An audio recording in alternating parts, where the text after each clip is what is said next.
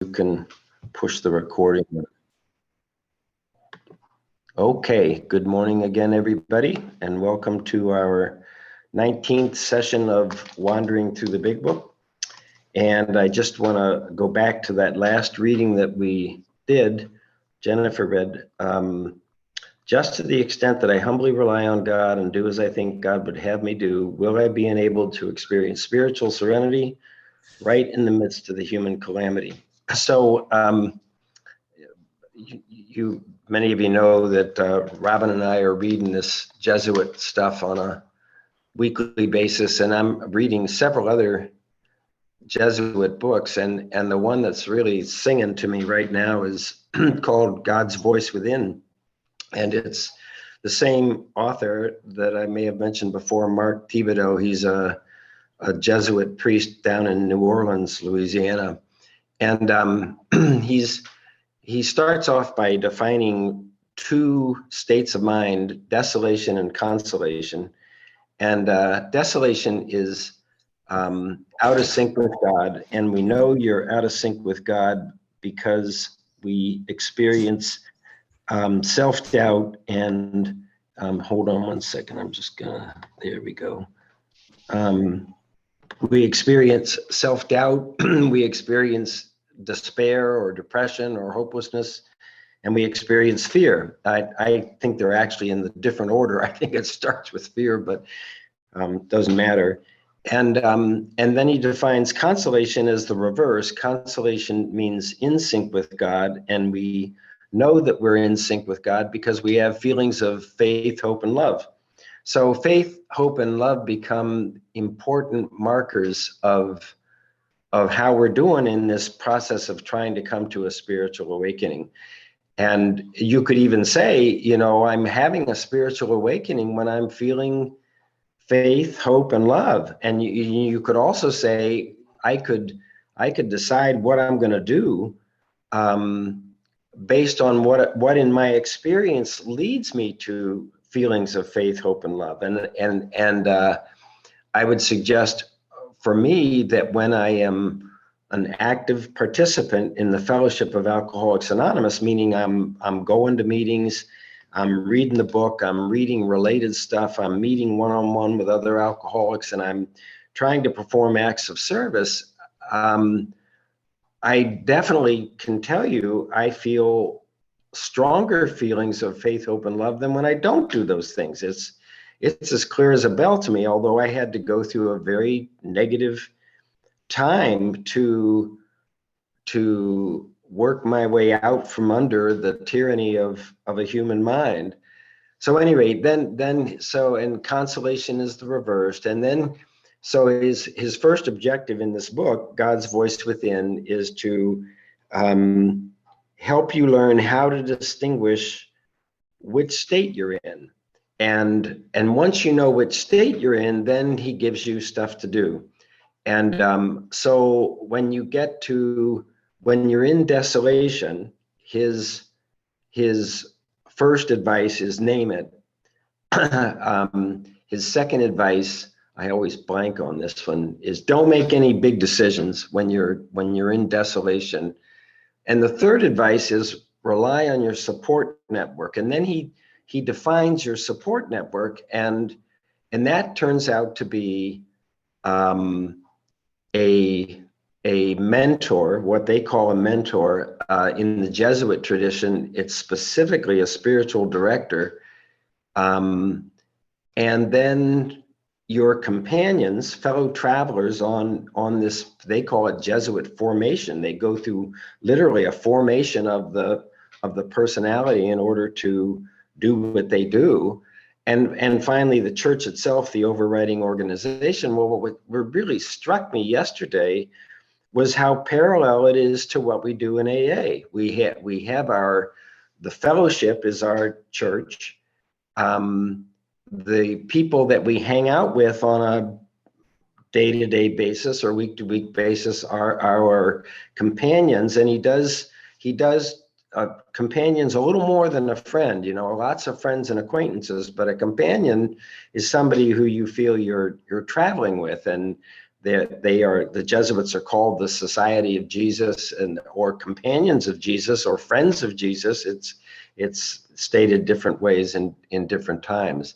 But I was just really struck by the notion of, we have sponsors, we have companions, and then we have the fellowship at large. And I guess what struck me was, when I'm involved in all three parts of that deal, I'm involved with my guide, and the book is certainly a guide. The book is a guide to a spiritual awakening. I'm involved with other fellow travelers, and I'm involved with the fellowship as a whole. It's just rock solid. It's a genuine support network, and I think very important. And so what I'm trying to relate that to, just to the extent that I humbly rely on God, this doesn't bring in the fellowship or the sponsor or anything else, but I realize, just to the extent that I'm involved with the fellowship, I'm close to a number of companions, and I'm paying attention to my spiritual guide, life goes along pretty good. I mean, I have a pretty good time of it. And when I don't do those things, it seems to be downhill pretty fast. So I just wanted to say that. And the one other thing was that years ago, I'm 76, so I was 22 or 3, maybe 23. And I went off to this Zen Buddhist meditation center. I went from Maine to Zen Buddhist meditation center in Rochester, New York, and I studied. Again, there was what Buddhism talks about is Buddha, Dharma, and Sangha, and it's the same three things. The Sangha is the faith community.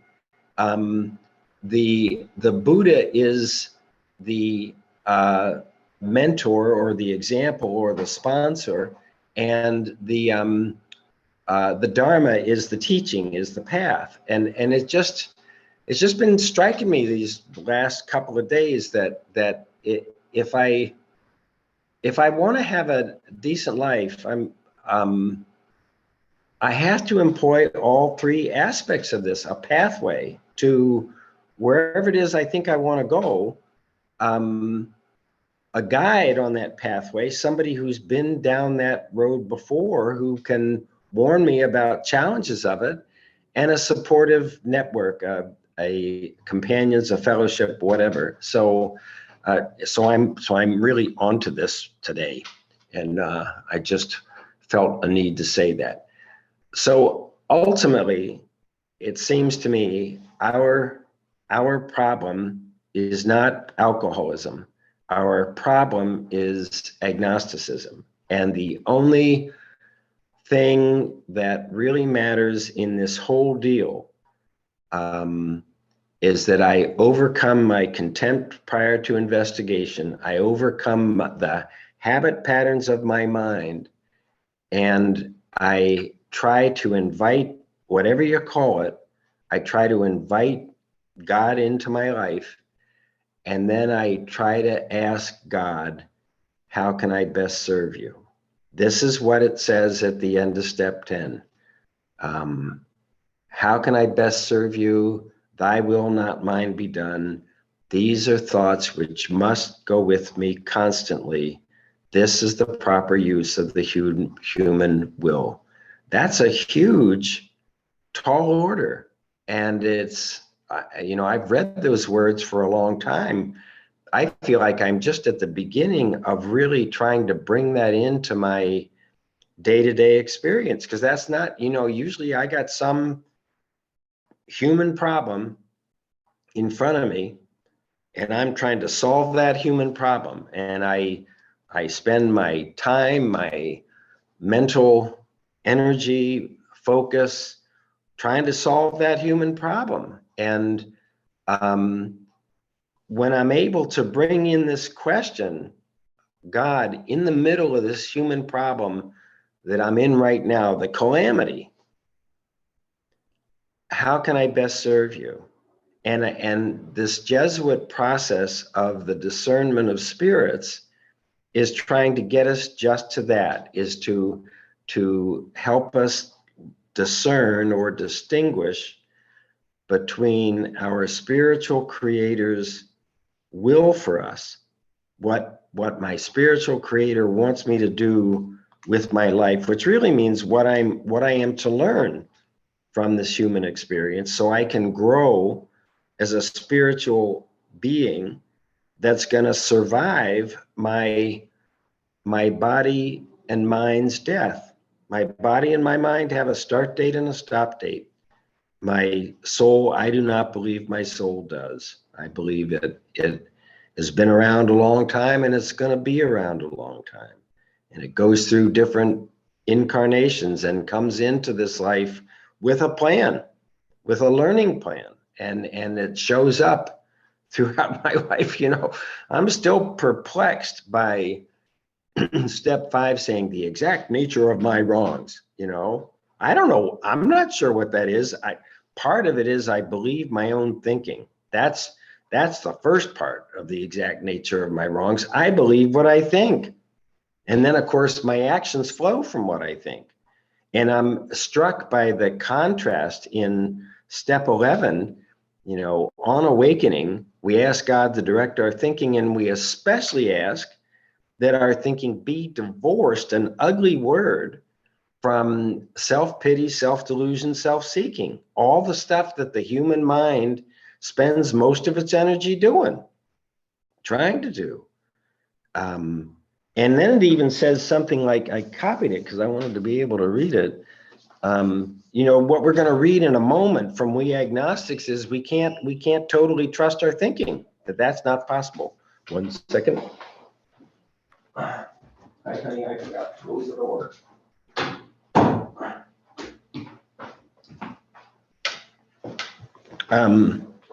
We agnostics is going to say we can't entirely trust our reason. We come to that conclusion. And step 11 then says, let's see, we ask God to direct our thinking, especially divorce it from all that stuff. Under these conditions, we can employ our mental faculties with assurance, which is to say, if I'm not under those conditions, I can't use my mental faculties with assurance, right? I mean, if I'm not experiencing serenity, am I not humbly relying on God, or am I not doing what I think God wants me to do? Right? It's one or the other or both.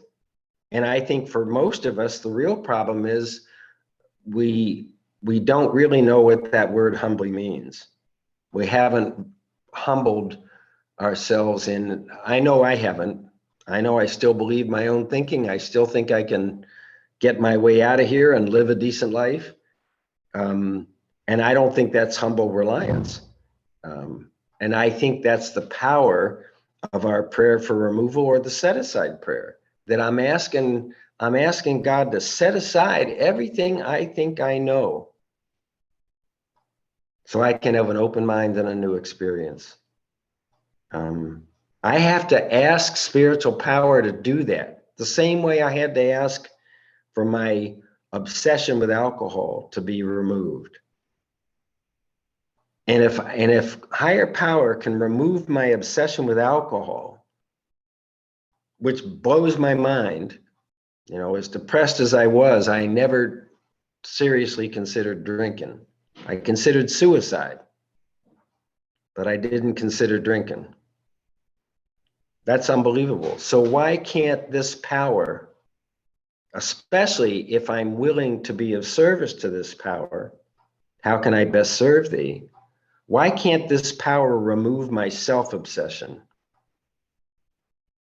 You know, those are my two alternatives. We spent some time talking about it's either this or it's that. It's either resentment or it's gratitude.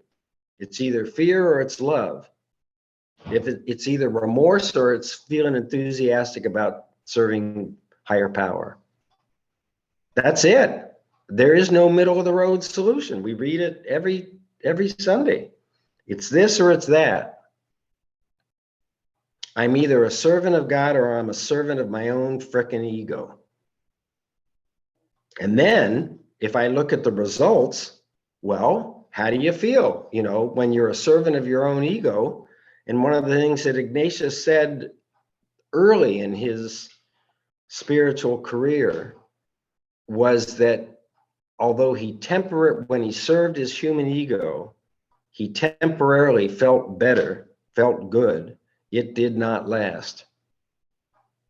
And when he read the lives of the saints and thought about trying to be of service to his creator, it lasted. It felt good longer.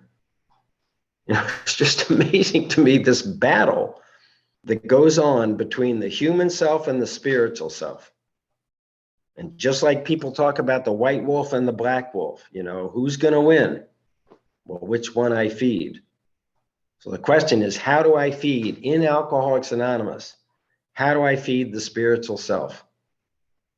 And the answer is the three sides of the triangle and the circle. We go to meetings, we meet one-on-one with each other, we do acts of service, and the whole frickin' thing is in a circle of prayer and meditation. That's the container for the whole deal. Learning how to pray and meditate. We're in step 2, and step 2 is trying to say, this is the step 1 is the problem. This is basic Joe and Charlie. Step 1 is the problem, and all different ways of expressing that problem. Step 2 is the solution. Overcome your agnosticism. Do the things that you need to do to overcome your agnosticism. So we're going to read in We Agnostics. We left off on page 54, and we're going to get to the end of the chapter by Gory, one way or another, if I don't get too mouthy.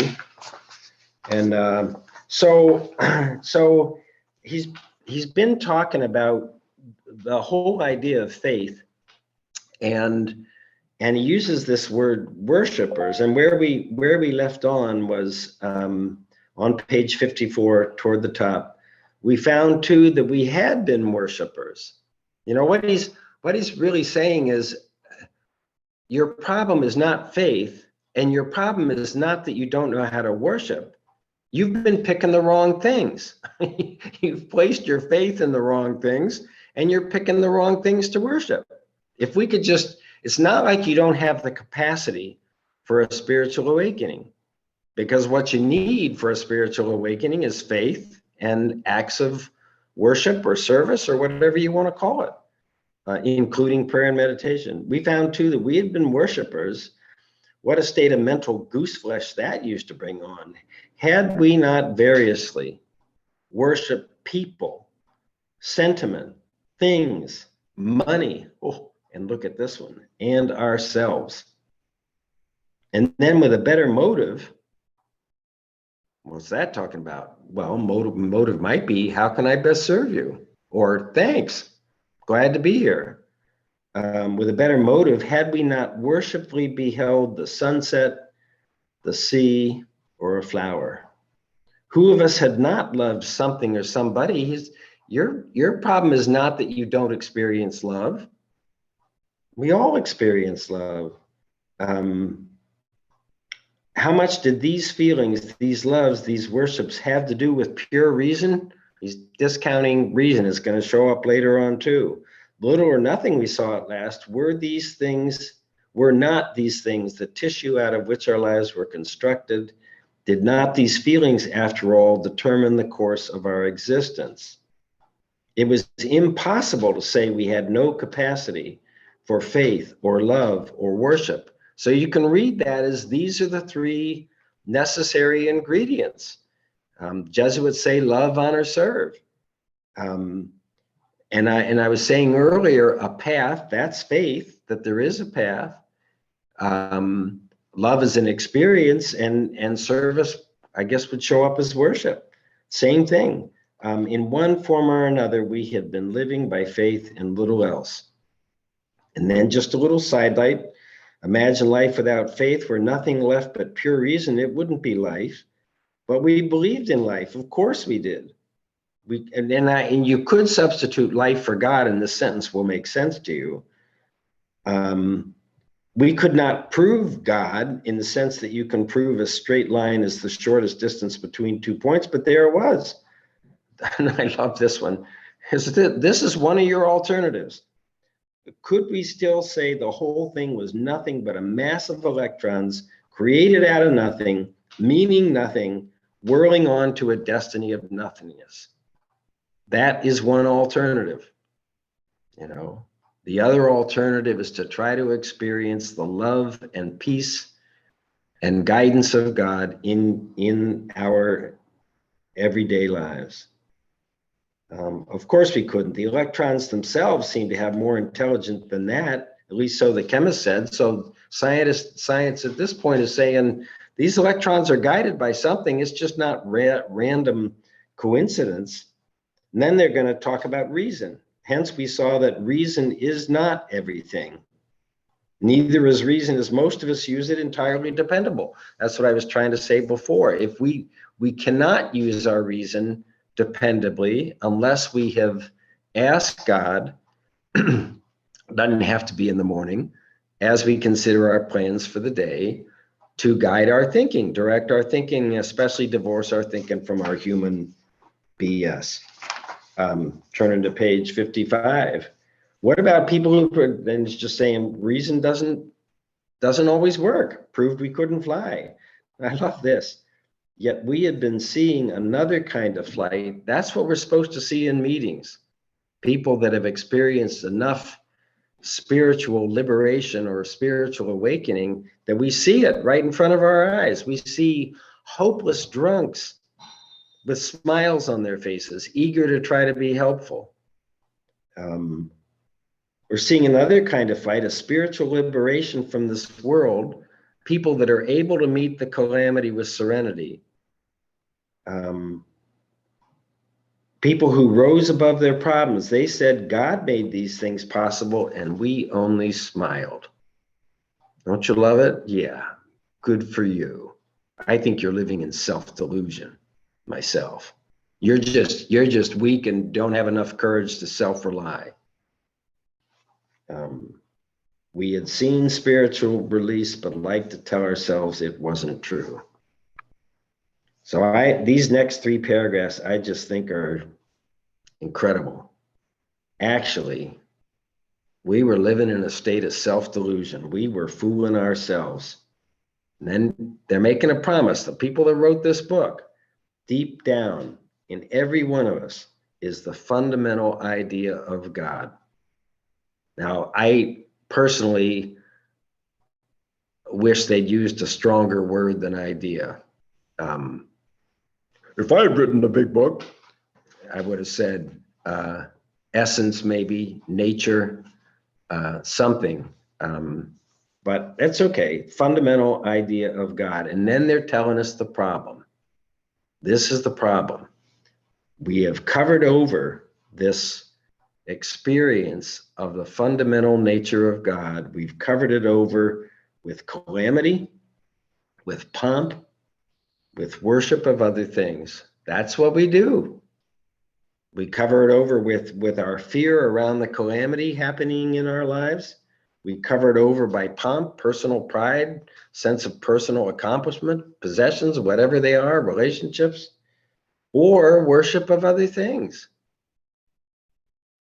You know, I have to say I worshiped alcohol. And I came from a family, you know, the bar was like our altar. Nice piece of furniture with pretty glasses on it, and take communion at the bar. This fundamental nature of God may be obscured by calamity, by pomp, by worship of other things, but in some form or other, we are promising you it is there. For faith in a power greater than ourselves, greater than our minds and our bodies, some kind of power going on, the grace of God, Holy Spirit, whatever you want to call it. Faith in a power greater than ourselves and miraculous demonstrations of that power in human lives. Our fact's as old as man himself. You know, we're about to read the story where the guy says, can all of these religious people be wrong? They've been talking about God for literally thousands of years. Who am I to assume that they're wrong? to practice my contempt prior to investigation, because that's what my mind is telling me. I'll see it when I believe it.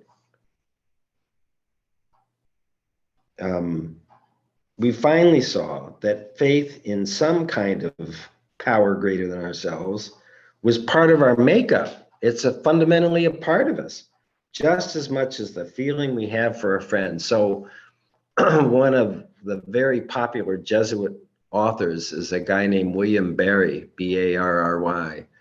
Probably 20 books, I don't know. And one of them is called A Friendship Like No Other. And it's just people that get there, and I don't believe a lot of us do. I don't mean that as a judgment. I just mean that there are people, well, and the guy's going to say it when we get to the next page, that feel they have a friendship with God. And these Jesuits will say, God wants to have you be his friend, its friend, more than you want God to be your friend. I mean, it's like people that get to this state realize that God has been trying to get to us all this time. And it's why I think I love it when people will summarize this process. This comes from before the third step prayer. First of all, quit playing God. Now it takes some time to understand how we play God. I play God with my mind. I judge things. That's me playing God, is judging life out there. 2, invite God in. Invite God. That means make a welcoming space for God to come into your awareness. There are people that will say, ask God to reveal itself to you. God, please reveal yourself to me. I need to know you're there. But the people that make what we call conscious contact, then they know God is not only there, but God is eager to guide our lives and give us the power to do what we're guided to do. Eager. A friendship like no one. And then they feel like, I got a friend.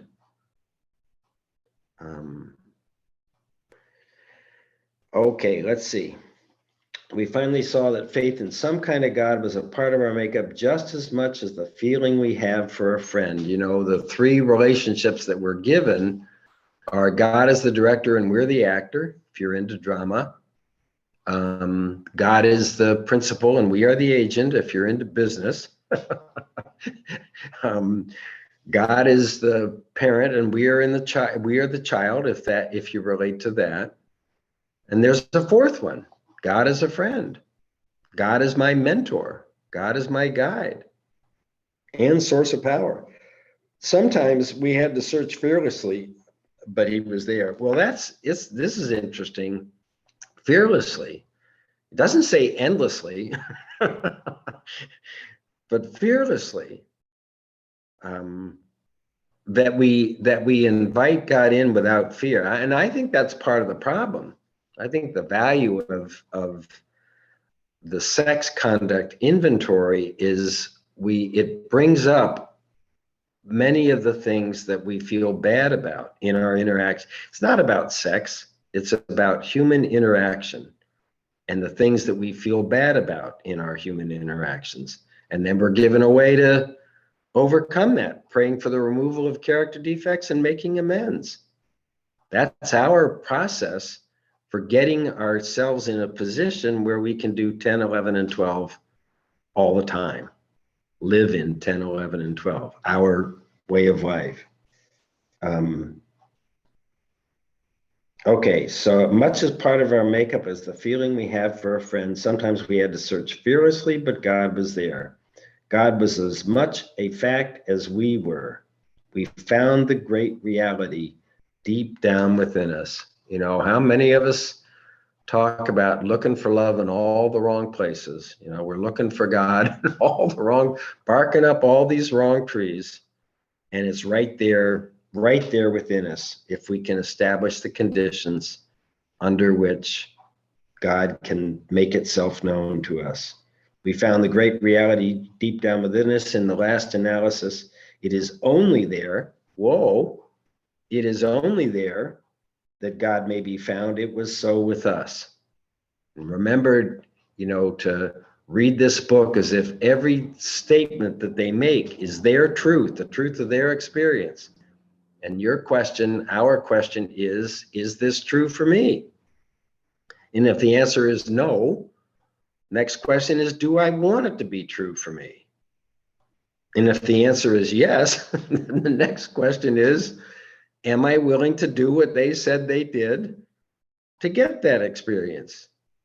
And if the answer is no, I just want it and I don't want to have to do the work, then the question is, am I willing to pray for the willingness to do this difficult work that is the steps? We can only clear the ground a bit if our testimony helps sweep away prejudice, to help us live with an open mind, enables us to think honestly, encourages us to search diligently within ourselves. Then, if we wish, we can join the fellowship of the Spirit on the broad highway with this attitude: you cannot fail. The consciousness of your belief is sure to come to you. So it's the usual three things: honesty, open-mindedness, and willingness. Honesty to not live in self-delusion, not live in contempt prior to investigation, not tell ourselves things that simply are not true. Open-mindedness, sweep away prejudice, say the set-aside prayer, anything to try to get free of the tyranny of our very own habitually thinking human mind. That's really the problem, or thought habit patterns. And then willing to search diligently, willing to do stuff that makes us willing to be uncomfortable. In this book, you'll read the experience of a man who thought he was an atheist. His story is so interesting that it should be told. Some of it should be told now. His change of heart was dramatic, convincing, moving. So this is Fitz Mayo. I believe he was the fifth one in. You got Bill and then Bob and then Bill Dodson. And then there's somebody else in there. I think it's Ernie. But I think this is the fifth guy that they consider in AA. And the story is called Our Southern Friend, and Southern meant Maryland. It didn't mean, but that was south to them, just like Akron was west, back in the 30s. So Fitz Mayo, our Southern friend. Our friend was a minister's son. He attended church school, became rebellious at what he thought an overdose of religious education. Years thereafter, dogged by trouble, frustration, business failure, insanity, fatal illness, suicide, calamities. There's our word again. In his immediate family, embittered and depressed him. Post-war disillusionment, ever more seriously alcoholism, impending mental and physical collapse brought him to the point of self-destruction. Wow. One night when confined in a hospital, he was approached by an alcoholic who'd known a spiritual experience. Our friend's gorge rose as he bitterly cried out, "If there is a God, he certainly hasn't done anything for me." What a sorry state that is.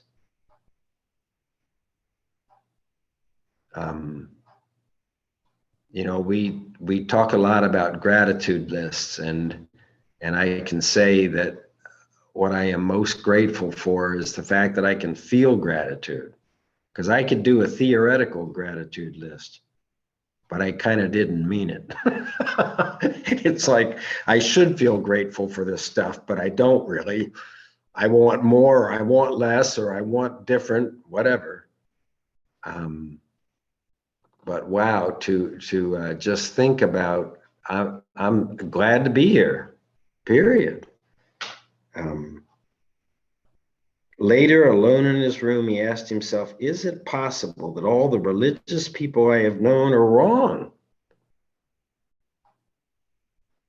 While pondering the answer, he felt as though he lived in hell. And then, like a thunderbolt, a great thought came. It crowded out all else. Who are you to say there is no God? You know, that's ultimate human self-reliance trying to justify itself and saying there is no God. I created myself. I'm here of my own doing. And I don't need you.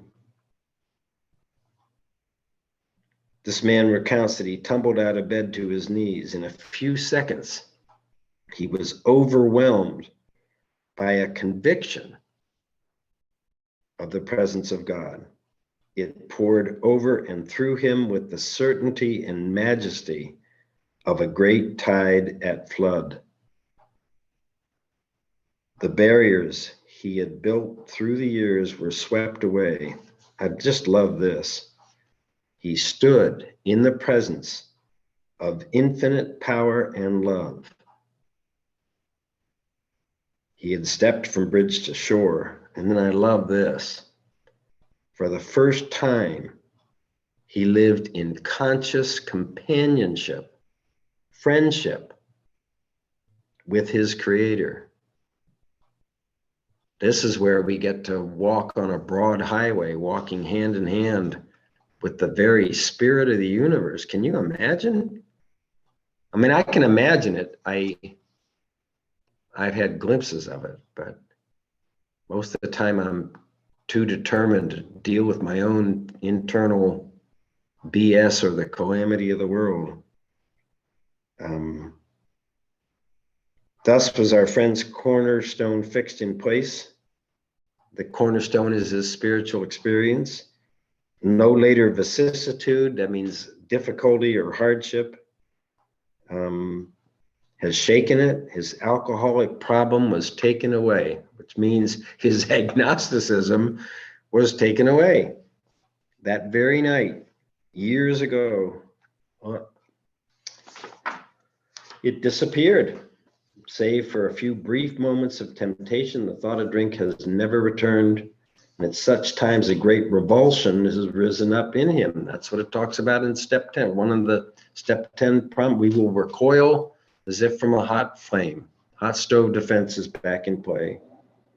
Seemingly, he could not drink even if he would. God had restored his sanity. I think sanity is my willingness to have my thinking directed by this spiritual power that I believe is within me. I believe it's my soul. And I'm just asking my soul to guide my thinking instead of my human nature to guide my thinking. And for me, the Jesuits, when they talk about desolation and consolation, I'm in consolation when I feel like my soul is guiding my life. And I'm in desolation when my human brain is judging and deciding and guiding my life with all of my obsessions and compulsions. So sanity is the willingness to allow God to guide my thinking. Doesn't mean I have to hate myself. In fact, I know that my God doesn't want me hating myself or you or anything else. That's why I love when the Jesuits say, love, honor, serve. That's why you are here. What is this but a miracle of healing, yet its elements are simple? Circumstances made him willing to believe. Well, there's that word humbly again. I'm telling you, this will probably obsess me as much as the exact nature of my wrongs. What does it mean to humbly rely? What is in the way of my humble reliance? I think it's my character defects are in the way. And the main one for me is self-justification. I'm trying to justify my selfishness, rationalize my selfishness. explain my fear, solve my fear, whatever. He humbly offered himself to his maker, then he knew. His maker, I did not create myself. Only lesson repeated 3 times in A Course in Miracles. I am as God created me.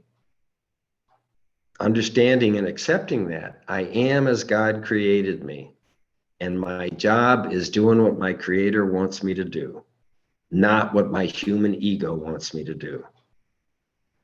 That's why the Jesuits can say it doesn't matter if you have a long life or a short life, a healthy life or a sick life, a rich life or a poor life, an honored life or a dishonored life. That is not what matters.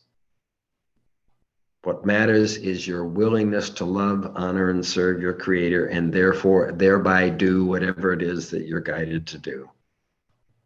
And I am so excited to be part of Alcoholics Anonymous. I just get so excited by what we do. We're all bumbling along together, trying to make sense of all this stuff, but we get the guidance, we get the support, we get people showing us what not to do.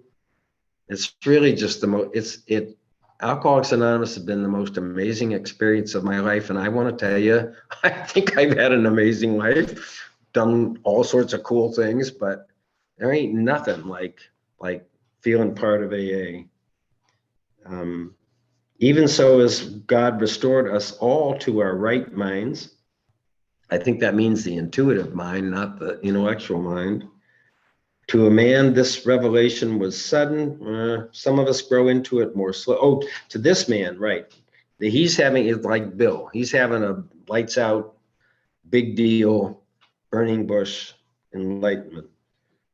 Some of us grow into it more slowly, yeah. But God has come to all who have honestly sought him. When we drew near to him, God disclosed himself to us. So my job is drawing near to God. And the way I do that is through unity, recovery, and service, all encompassed with prayer and meditation. And I'm still working on the humbly part. And I think I'm going to be working on that for a long time. So thank you all for this morning. And I'm going to stop this recording, and then we'll have some open discussion. Peace be with you. There. Oh.